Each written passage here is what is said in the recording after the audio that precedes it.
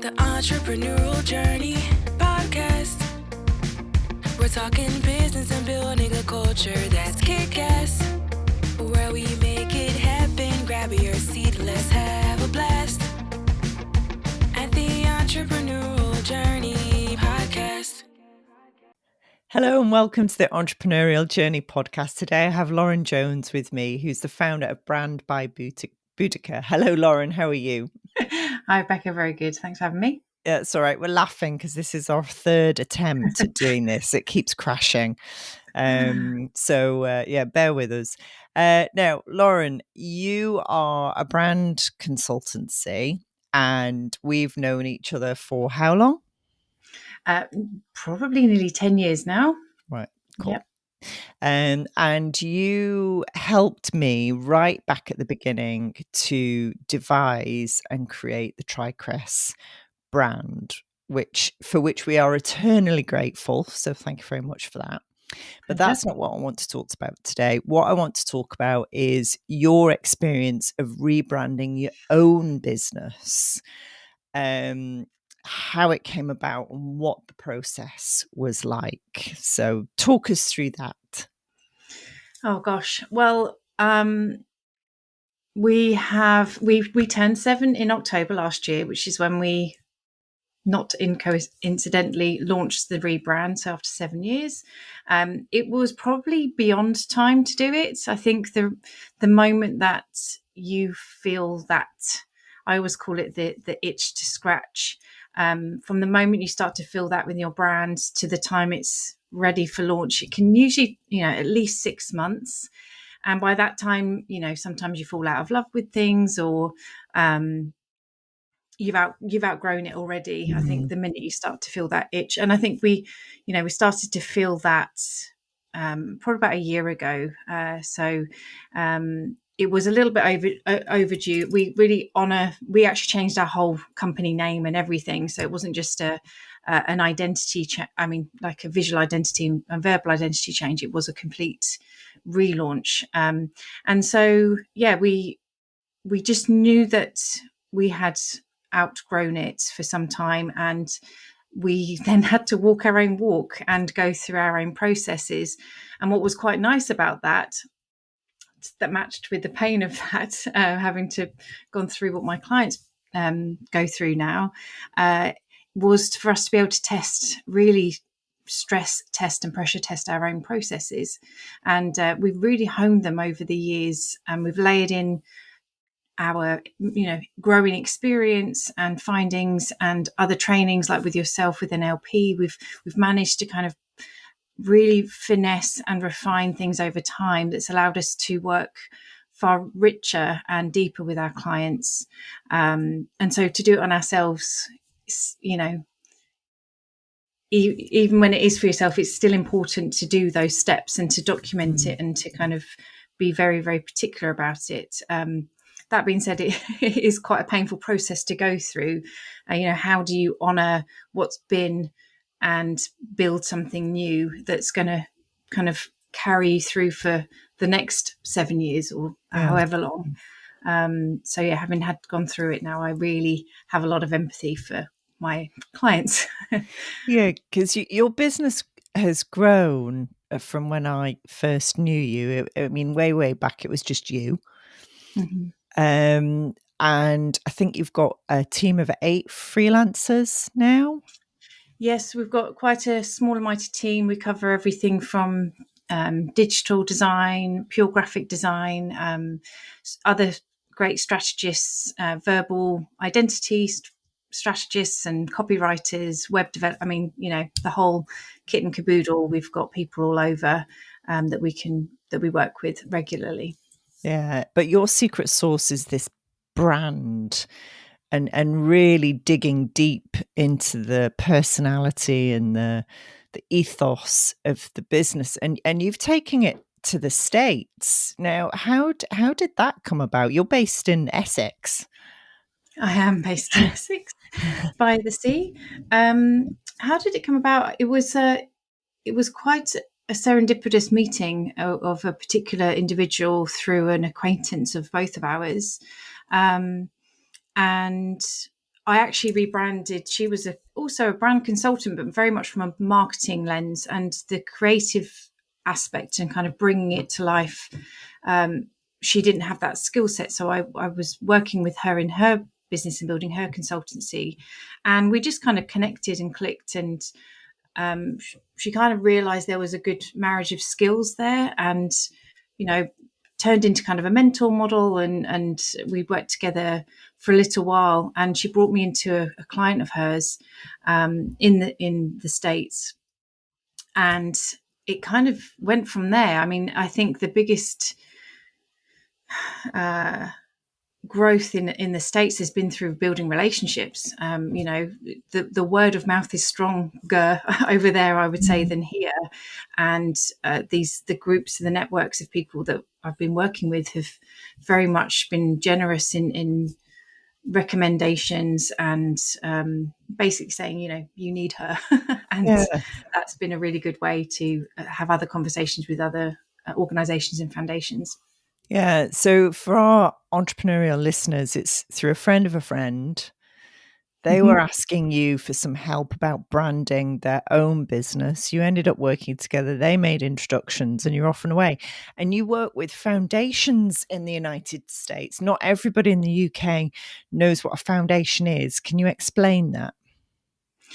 Sure. So foundation can be born out of a few different avenues, but often they come out of a thing called family office, which can be high net worth individuals that put their money into sort of for investment and what have you. And then from that, they may set up a foundation, which is basically a philanthropic arm. It can come in a number of guises. Sometimes it's the check writing, grant making.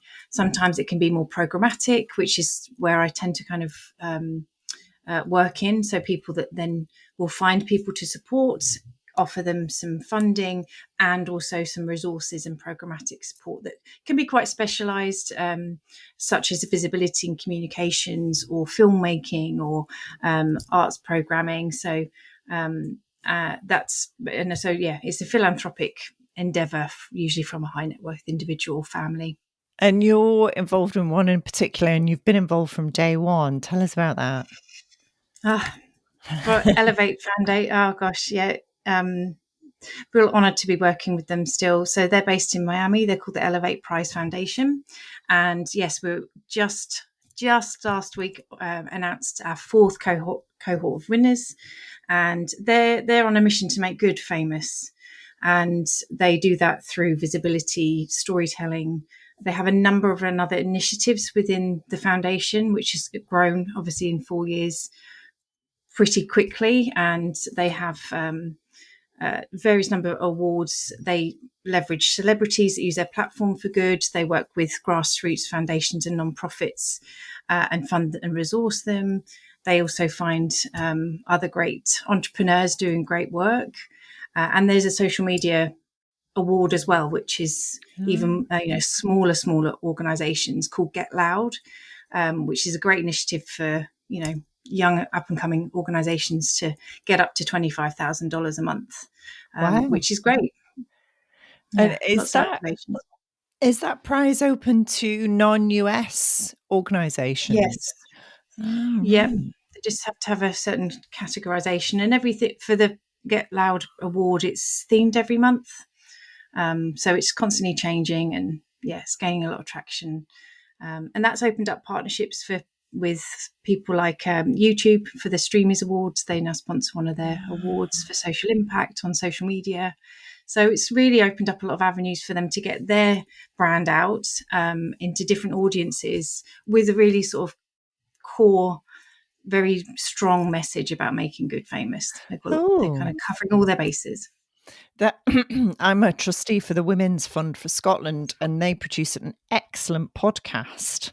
It's really good, actually. I wonder if I should get them to enter that for that award. That wouldn't be a bad idea. Yeah, why not? Yeah. Right. Okay. All right. Food for thought. So that's led you on to a whole host of work, and a lot of people, their heart is in the not-for-profit sector and they really want to give back. I think people find it hard sometimes to make a living out of that. But what I've noticed with the foundations you work with, they're really serious about investing in their own growth as a foundation. And what differences do you see between the UK sort of charity sector and the US foundation sector? I mean, it's an interesting question in that my experience of the UK sector isn't great. You know, we have slightly different categorizations of non-profits, charities, 5013Cs and what have you. I think they operate slightly differently. Okay. What I would say, what I've noticed in the States is the investing in the impact. You know, they're very, very passionate around amplifying the good and trying to make their impact. It's like a ripple effect, you know, amplify their impact. They can do more good and it self-perpetuates. So they really focus on where can you get your biggest bang for your buck. And for this day and age, you know, marketing, communications, brand, campaigns, exposure, visibility is one way to do that. And sadly, equally, in the same breath, it's usually the first thing to be cut if it's in terms of funding, especially in any organization, right? It's always got its head on a block, the first thing to go. But if, you know, particularly with nonprofits, if they're trying to get engagement, they still need that activation of the audience, and that's to do something. It's either to donate their money, their time, to engage with their content, sign a petition, buy some merch, whatever it is. You know, you still need that emotional hook that you would have in a commercial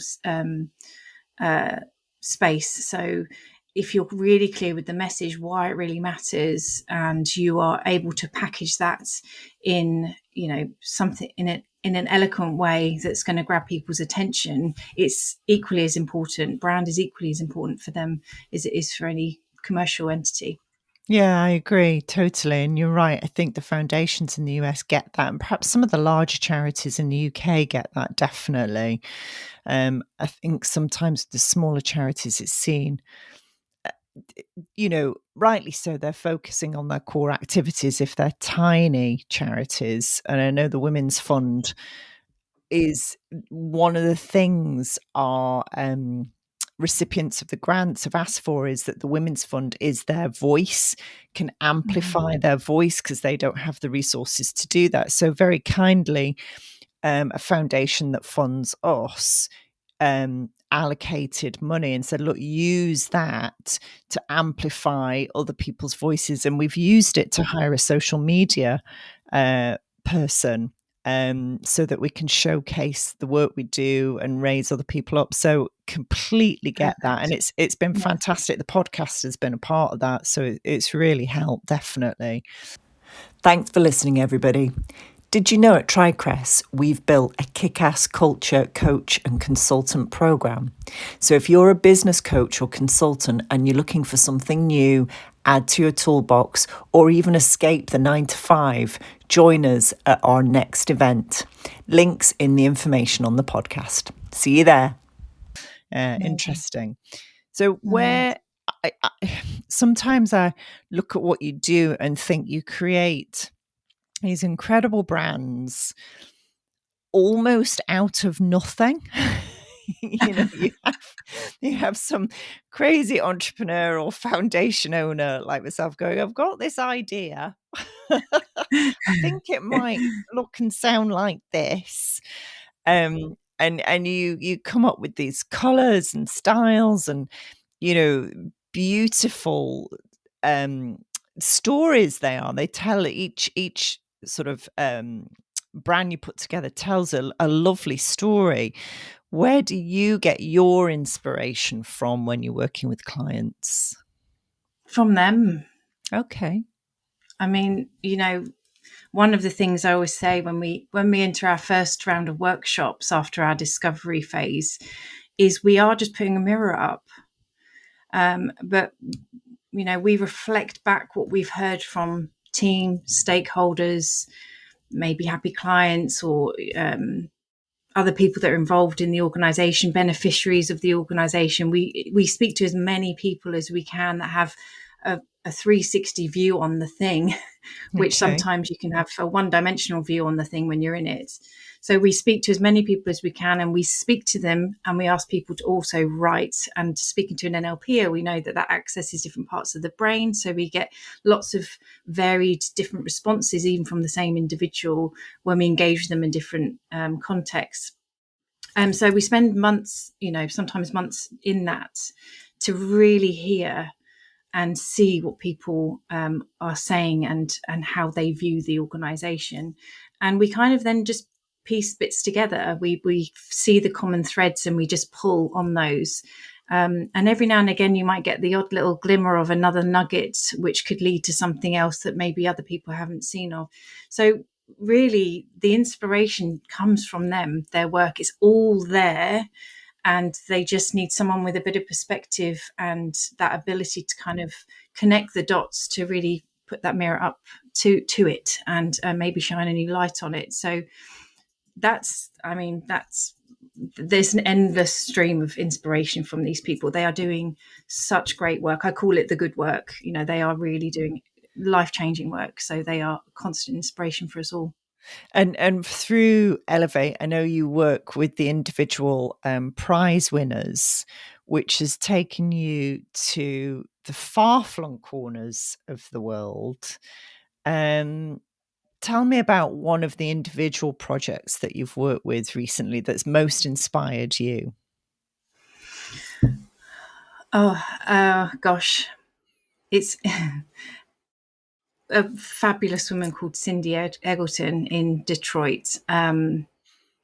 We were just talking about it this morning. It's quite an emotional project to be working on. It's quite an honor to be working with this organization. They are born out of Detroit. They have developed a highly flexible yet hyper-local and highly effective model to connect community and resources right in the heart of the neighborhoods that really need them. I could talk about them all day, but they have the opportunity to scale, and it's coming thick and fast and far quicker. So we're trying to catch up and build not just the Detroit arm, but the bigger global lens on what this organization will be, because the opportunities are already there from UK, Germany, as well as, there's at least 8 other cities across the States that want to adopt it too. Smart group, but more than just a smart group of people, they truly care. And there's not one member of team that don't have that same feel. And I think that that's a real testament that they have embedded their values across the organization, so that they have attracted the right people for them that can represent their brand and deliver in the communities time and time again. So how does their model work? Their model works by listening first. They don't have a cookie cutter approach that they go around to these neighborhoods and go, we've got the solution, this is what we're going to do. They actually wait until they're invited by the people in the neighborhood. So that's kind of a bit of word of mouth and going, well, so-and-so's is aware of it. So there's an awareness piece in the community. Then they actively ask for it. They go through 5 listening sessions where they get lots of different people in the community to really understand what it is that they need. And then their model is to find, in Detroit, they use old disused buildings, usually residential property. In other cities, it may be different. It might be a corner store or an old warehouse, what have you. But they engage with the local community and renovate it. Right. And they create these hubs or homes that people can come to. And not only does it employ local people and engage them, it builds awareness and sense of community. They paint the door orange, which is their brand color. Oh. So everyone can see it on the street that they have it's called Brilliant Detroit, a brilliant home, sort of a hub in their community.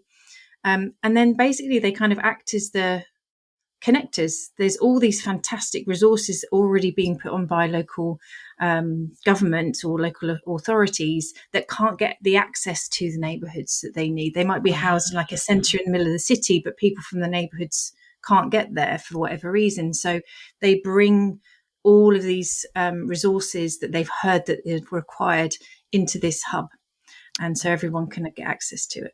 Oh, brilliant. Genius. Absolute genius. Now, I'm going to circle back to you, Lauren, because we've talked a lot about your work, which is fantastic. And your old brand was Box Creative, and your new brand is Brand by Boudica. So, how did Brand by Boudica come to be named Brand by Boudica? It was like I'm sure other people have this when something really calls to you. I was reading a book by Dr. Sharon Blackie called If Women Rose Rooted. Oh, yeah. And Great heavy book. but very good. Yeah. And one of the tales, and it was quite a flippant, it wasn't like an in-depth story about Boudica, but it was just this paragraph that talked about her and what she stood for and the social justice and the uniting of her people and other tribes to kind of rise up against the Romans in 66 AD. And there was something, I'm highly visual, so just seeing the word, I had like this visual reaction to, Wow. because it's quite a beautiful word to look at. And then hearing her story, it really, I felt something that really resonated with the work of the people that I support in the brand work that I do. And I thought there was a real resonance with her endeavors and the people that I work with. Far less bloody these days, far less gory and brutal. But the sentiment felt very aligned. And so, I just started looking into her, and it just kind of clicked. Fabulous. Because you recommended that book to me, and I read it last summer whilst I was on holiday, and I think I devoured it in about 3 days. I absolutely loved it. And at the same time, I was listening to a podcast on BBC Sounds called Witch. Right. So I was, Of course you were. I was immersing myself in the divine feminine, reconnecting with nature whilst in Italy, living the Italian Dolce Vita, and thinking, God, this is great. I love it. And Who'd be you? and understanding the power of feminine energy, and I think that's probably the best way of describing it. And the book, and I would recommend it to anybody to read, is about how that feminine energy has often been crushed and oppressed, because it's so powerful. Because it's so connected to nature and birth and life giving and all of those things. And it's absolutely fascinating to read the history about it. So bringing that back to entrepreneurship, one of the things I observe out there is an increase in feminine energy across businesses. And I don't know, I know you work with a lot of women, but you also work with a lot of men. What do you observe that's happening out there? I'm really glad you brought this up, because it's I've had these epiphanies over the last year or so about the role of feminine energy in the work that I do. And that took me down a few rabbit holes of research. And, just to be clear for those who may go, well, don't make it about men versus women. No, It's it's really, not. really not. The It's feminine not. energy is really strong in a lot of male leaders, Yeah. good male leaders, that lean into, and like you said, there's the nurturing side, there's the sense of community, the less hierarchical approach, the greater good, the bigger impact, the bigger than themselves. It's not individualistic kind of approach to leadership. So I can see, obviously, in having worked in foundations, philanthropy, and non-profits, I'm surrounded with that sort of energy, and female founders that I work a lot with too. I feel a lot of that anyway, that energy. I'm around that. But equally, tying that into the work that we do in terms of how to make those connections to unite people together. If it's following a cause or to take action, it's a very feminine, energetically feminine space. So I'm kind of intrigued with joining the dots of that conversation, which I'm kind of in the middle of, which is, I'm glad you brought up. But I can see that there is a bit more of an openness to what that means in terms of building business, in terms of leadership, in terms of how we can raise impact and how more important it is. And I'm not just talking about CSR, No. the rise of B Corp and things like that. There's much more micro activations of the thing that can have a big impact with teams in particular. Yeah, for me, and you're absolutely right to point out that men and women have feminine energy, and men and women have masculine energy, and the word energy is specifically chosen. It's not about masculinity or femininity. It is an energy without a shadow of a doubt. And if anybody wants to look that up, the best thing to look up is the Chinese yin yang symbol, and it describes the energies that need to be balanced out. But coming back to the micro and the community, I think that's a feminine energy, because the feminine energy is in the home. It's about nurturing. It's about community. And I think businesses now are much more aware of their impact on community and how important they are in the community, whether it's a one-person business or a 500, 5,000 person business. It doesn't matter. And I think I actually think the role of business, yes, we make profit in order to reinvest, and part of that reinvestment has to be in the community, not just back into the business itself. And I think we're beginning to realize that that's where change happens. It's not in a big quango. It's not in a big governmental organization. It's actually at the grassroots ground level. And you've seen some amazing changes with the organizations you've been working with. There was one you were telling me about in India, which educates kids. Just tell everybody about that, because that's a beautiful example of this. Yeah, it is a great example of that. If you can change behaviours and activate en masse, then that is the ripple effect. You need both. Actually, you do Yeah. need systemic change to support it, but it can start at the grassroots level, which is what the Detroit project is kind of proving.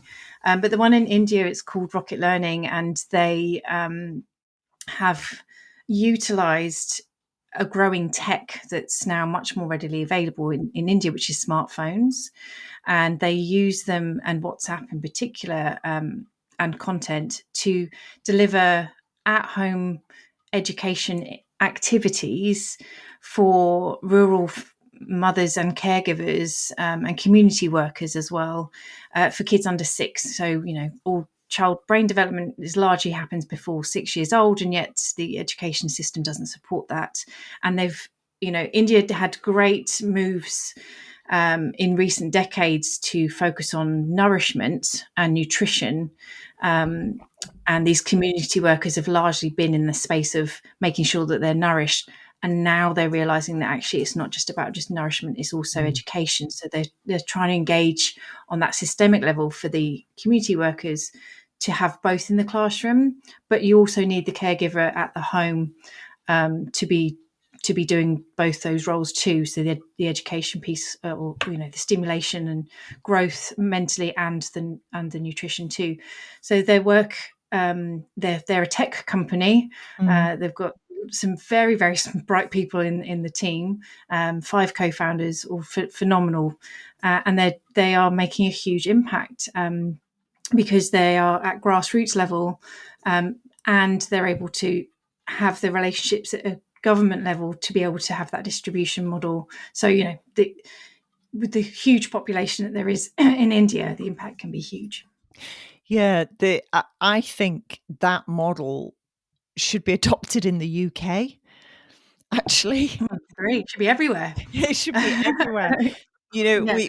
we think we're this sophisticated, developed nation, but so many of our young children, 0 to 6, don't have access to that level of educational play and stimulation, and so many of their parents don't have access to that kind of nutritional support either.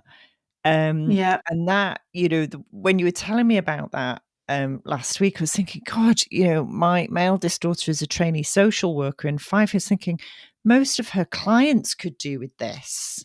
Mm. And it's so simple and it's not expensive, I don't think, is it, to deliver? No, it's $1.50 a year per child Right. to It's run that, nothing. with the tech that they have, and they're expanding. And I think the scary statistic that I learned, actually, I think it was from the Detroit organization. They're very aligned, those two, in terms of Okay. through literacy trying to support the community, is that people that come from under-resourced and underserved areas, the children, by the time they're 6 to 8, have heard 30 million words less than those that are in other environments and more privileged backgrounds. And so they're really trying to tackle that, Mm. because, you know, the longer term impact of that is huge. You know, if you invest in it at this age, you know, who knows what great business people and world Yeah, leaders and scientists and what have you is going to come out of that, because the absolutely. opportunities are there for them. Yeah, absolutely. Now, I'm going to ask you this question because I ask it of everybody, Lauren. Um, and that is, if your business had a personality or character, who would it be? But this is too easy for you. Oh dear. Well, I don't think mine's changed. I did this a little while ago, and there's an element of box still that's around. Mm, I mean, obviously, Boudica is a huge influence to yeah. me, uh, but previously, and there's still a bit of that hanging around, is a mix of Mary Poppins and Jonathan Van Ness. Because I mean, I don't think you can not smile and be inspired by Jonathan Van Ness at any moment. We don't have quite the outlandishness, but there's a little sort of glimmer of bringing a bit of joy and kindness to people. And the Mary Poppins esque, you know, we have a few sayings that we adopt that sound a bit Mary Poppins esque. And in terms of being, you know, the mix of methodical and caring and organized and having a bottomless bag of tools that we draw on. Yeah, that's kind of how we describe Right. ourselves. You're going to have to tell me who Jonathan Van Ness is because I don't Oh, know. Bex. I don't Oh, know. Bex.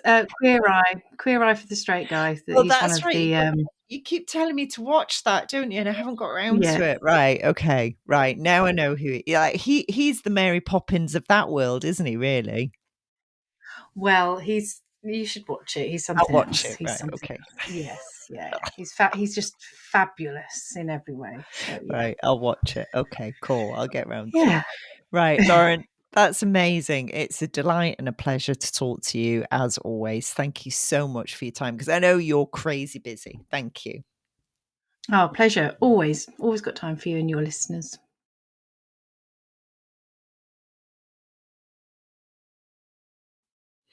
Watch out for our next episode with Anthony Marks. He is the founder, CEO, MD, whatever you want to call him, of Fanatic. And they specialize in producing gifts, little iconic things that are related to games, films, characters. So things like Lord of the Rings, Shrek, that's kind of stuff. And they have the licenses for the UK, Australasia, and other places. It's a great interview.